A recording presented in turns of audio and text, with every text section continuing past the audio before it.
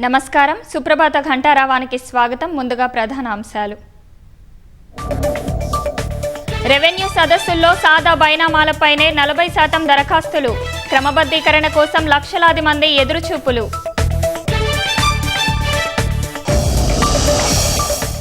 స్థిరాస్తి రిజిస్ట్రేషన్ల స్టాంపు డ్యూటీలో మహిళలకు రాయితీ. పాత అపార్ట్మెంట్లకు తగ్గించే యోచనలో ప్రభుత్వం.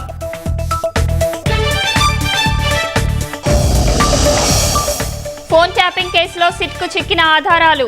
దర్యాప్తులో కీలకం కానున్న టెలికాం సర్వీస్ ప్రొవైడర్ల లేఖలు.